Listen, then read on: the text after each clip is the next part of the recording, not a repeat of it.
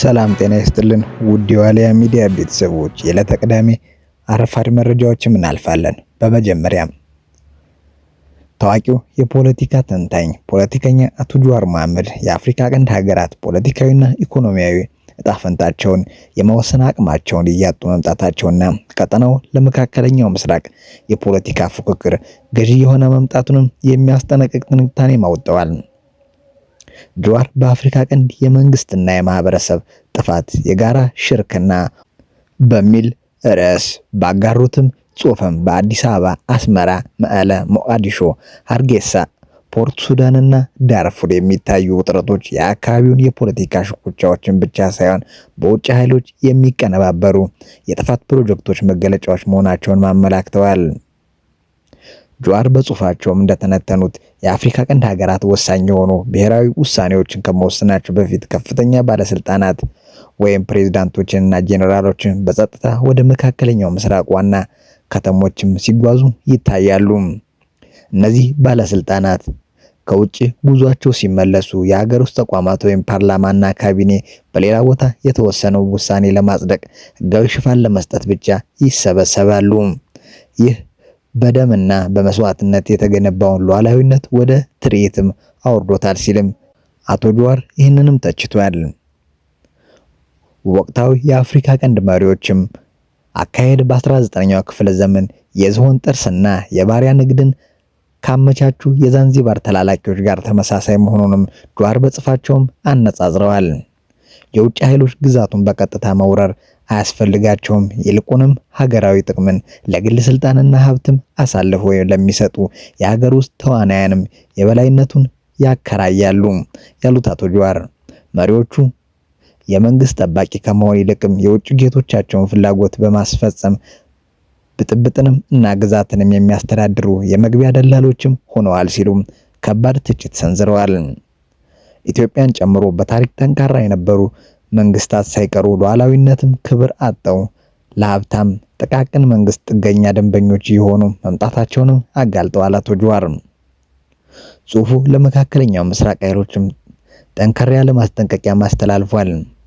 በአፍሪካ ቀንድ በሚሊሻዎች እና በተላላኪ መሪዎች በኩልም ከክልሉ መቆጣጠር ስልትም ለአጭር ጊዜ አዋጪ ሊመስል ቢችልም በዘላቂነት ግን ከፍተኛ ለመረጋጋት የሚፈጥር ነው ብሏል።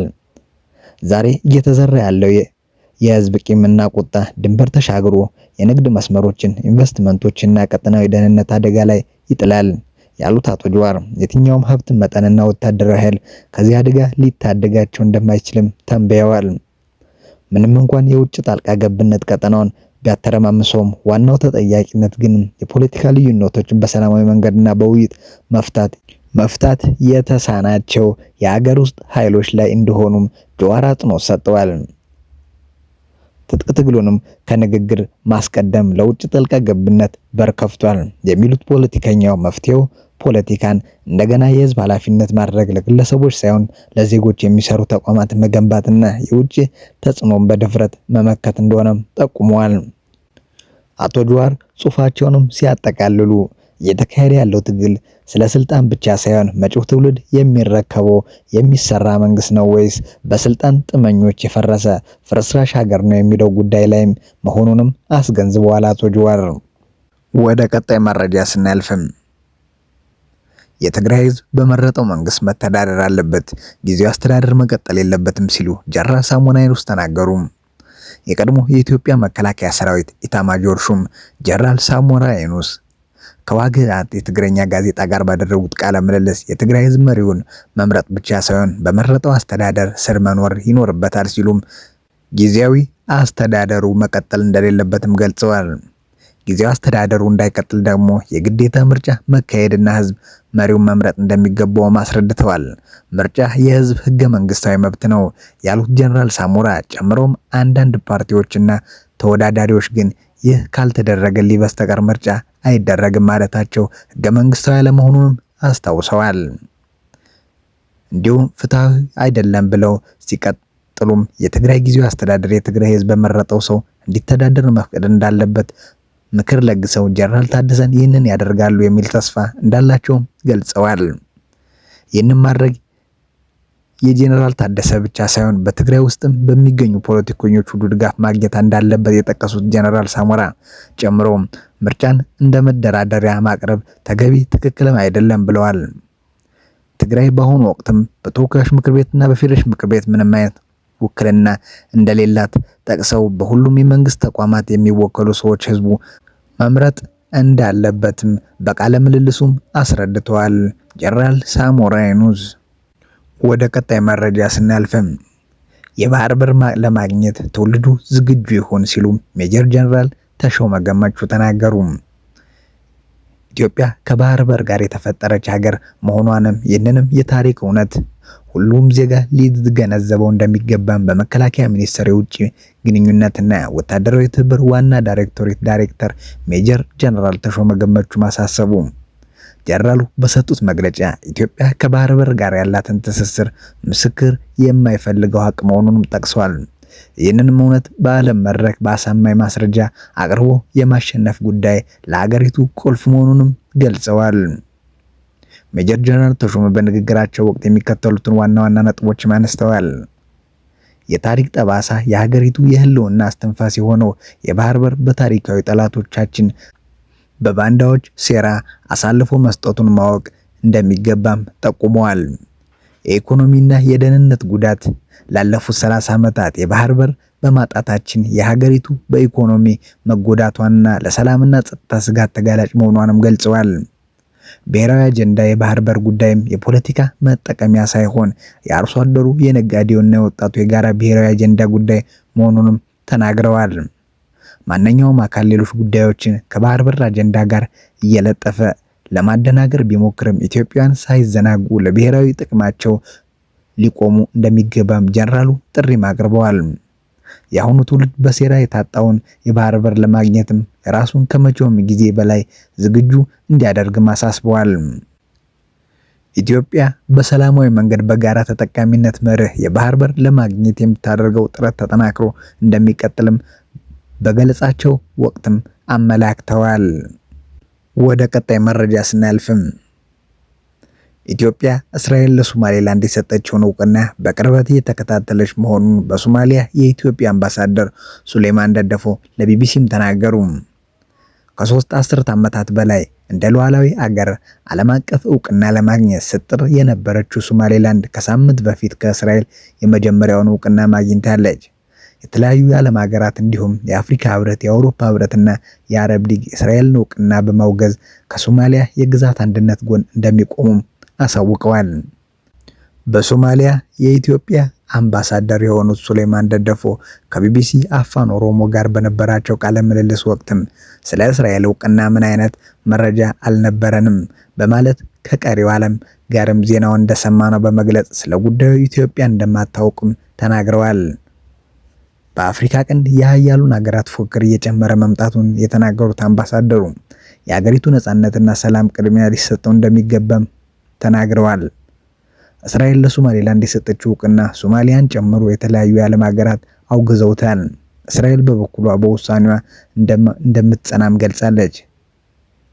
ኢትዮጵያ ሶማሌላንድን ስላገኘችው የሀገርነት እውቅና እስካሁን ድረስ ምንም ያለችው ነገር የለም። የሀገሪቱ ብሔራዊ መገናኛ ብዙሃንም ስለ ጉዳዩ የዘገበው ነገርም የለም። በዚህ ጉዳይ ላይ ቢቢሲ አፋን ኦሮሞ ለአምባሳደሩ ያቀረበላቸውን ጥያቄ ሲመልሱም ይህ የወደፊት የምናየው ጉዳይ ነው ብለዋል።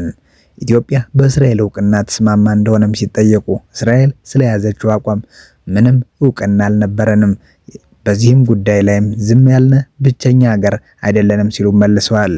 እስካሁን ድረስ በርካታ የዓለም ሀገራት ታላቅ ጥረት ማድረጋቸውን አይተናል። እኛ ብቻ ለምን ትኩረት አደረገው ይጠይቁናል። ጎረቤቶች ሀገራት ብቻ አይደሉም፣ ሌሎች ሀገራትም አሉ። ስለዚህ ምንም የሚጠይቅ ነገር የለም። ለሁሉም ነገር የወደፊቱን ነው የምናየው ብለዋል። ኢትዮጵያ መቼ አቋሟን እንደምታሳውቅ የተጠየቁት አምባሳደሩ ቀጠሮ የለንም፣ የተቆረጠ ቀን የለም፣ አቋም ወስደናል። ያ ደግሞ አቅማችን ነው፣ ምን እንደሚሆንም እንከታተላለን ሲሉ መልሰዋል። ከ2 ዓመት በፊት ኢትዮጵያና በሶማሌላንድ መካከል የመግባቢያ ሰነድ የተፈረመው ቢሆንም ከዚያ በኋላ ግን ስምምነቱ ምን ደረጃ ላይ እንደሚገኝ ሁለቱም መንግስታት ሲናገሩ አይሰሙም። በወቅቱ ሶማሊያ በስምምነቱ ተቆጥታ የነበረ ሲሆንም ኢትዮጵያ ባላንጣ ከሆኑት ከግብፅና ኤርትራ ጋር ያላትን ወዳጅነት በማጠናከር የተለያዩ የትብብር ስምምነቶችን ተፈራርማለች። ኢትዮጵያ ከሶማሌላንድ ጋር የተፈራረመችው ስምምነት ለባህር ኃይል የሚውል 20 ኪሎ ሜትር የሚረዝም የባህር ጠረፍ ማግኘት የሚያስችልም ነበር። ምላሹ ኢትዮጵያ ለሶማሌላንድ እውቅና ለመስጠትም መስማማቷ ቢነገርም ይህ ስምምነት ግን በኢትዮጵያ ባለስልጣናት በይፋ አልተገለጸም።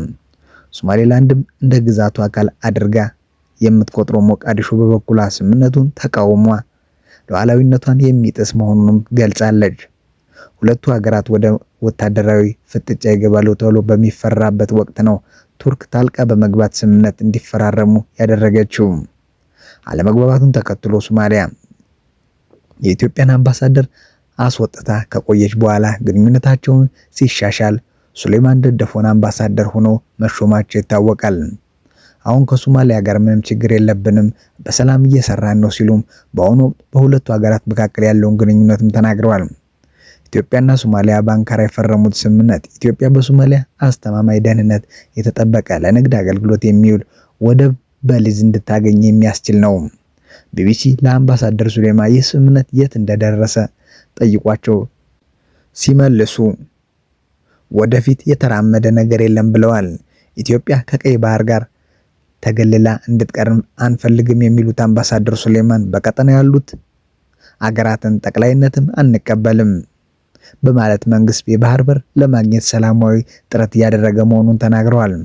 በሰላም የማይሆን ከሆነ በምስራቅ ምዕራብ ያለው አማራጮችን የመውሰድ መብት አለን። ጥያቄዎቻችን፣ መብቶቻችን እንዲከበሩ ነው። ኢትዮጵያ የባህር በር ስታገኝ የሚጎዳ አንድም ሀገር የለም፣ የማግኘት መብትም አለን ብለዋል። ሌሎች ቀይ ባህር ላይ ክንዳቸውን ለማሳየት እየተረባረቡ ነው ያሉት አምባሳደር ሱሌማን ቀይ ባህር የኛ ነው፣ የኛ ምርጫ ሁሌም ሰላማዊ መንገድ ነው ብለዋል። ይህ የማይሆን ከሆነ ተብለው የተጠየቁት በቀጥታ ወደ ጦርነት ስለመግባት ባይናገሩም ይህ የሚያህል አገር ታፍኖ ተዘግቶ ይቀመጣል ማለት እንዳልሆነም አመላክተዋል። ወደ ቀጣይ መረጃ ስናልፍም የተባበሩት መንግስታት በኢራን የተቃውሞ ሰልፍ ላይ 8 ሰዎች በመሞታቸው ስጋት እንደገባውም ገለጸ። የተባበሩት መንግስታት የኢራን ልዩ ሪፖርት የሆኑት ማይሳቶ በተቃውሞ ሰልፍ ወቅትም በተገደሉ 8 ተቃዋሚ ሰዎች ላይ ስጋት እንደገባባቸውም ገልጸዋል። የተባበሩት መንግስታት ድርጅት የሰብአዊ መብቶች ጉዳይ ኮሚሽነር ቫልከር ተርክ በበኩላቸው እየተካሄደ ያሉትን ህዝባዊ ተቃውሞ እና የሚወጡትን ዘገባዎች በስጋት ውስጥ ሆነን እየተከታተልን ነው ብለዋል። በኢራን እየተካሄደ የሚገኘው ህዝባዊ ተቃውሞ ዓርብ ዕለትም ቀጥሎ ውሏል። በኢራን የተለያዩ ከተሞችና ጎዳናዎች ላይ በተካሄደው ህዝባዊ ተቃውሞ 8 ያህል ሰዎች በጸጥታ ኃይሎች መገደላቸውም ተገልጿል። የቆም አውራጅ ደህንነት ምክር ቤት ሐሙስ ዕለት በነበረው ተቃውሞ ወቅትም አንድ ሰው በተወረወረ ቦምብ ፍንዳታ ተመቶ መሞቱን አስታውቋል። ልዑል ቴዛ ፓቭሊቭ ባስተላለፉት የጽሑፍ መልእክት ላይ ይህ መልእክቴ በተለይ በጥንካሬ ሌላ ዙር ብሔራዊ ህዝባዊ ተቃውሞ ለጀመሩት ለቴህራን ህዝብ ነው በማለት ያላቸውን ድጋፍም ገልጸዋል። 17 የሲቪልና የፖለቲካ አክቲቪስቶች በበኩላቸው የህግ አካላት የኢራን ህዝብ ህይወትና ደህንነት መጠበቅ የሆነውን እውነተኛ ኃላፊነታቸውን እንዲወጡም ጥሪ አቅርበዋል። ኢራን ውስጥ እየተካሄደ ካለው ተቃውሞ ጋር በተያያዘ የሰዎች ሞትም የሚቀጥል ከሆነ አሜሪካ ጣልቃ ትገባለች በማለት ትራምፕ ማስጠንቀቃቸውን ተከትሎ የኢራን የውጭ ጉዳይ ሚኒስተር ፕሬዝዳንት ዶናልድ ትራምፕ እና ሌሎች የአሜሪካ ባለስልጣናት ዛቻ በኢራን ውስጣዊ ጉዳይ ጣልቃ መግባት ነው በማለትም አውግዘዋል። ስላዳመጡ እናመሰግናለን። ቸር ቆዩልን።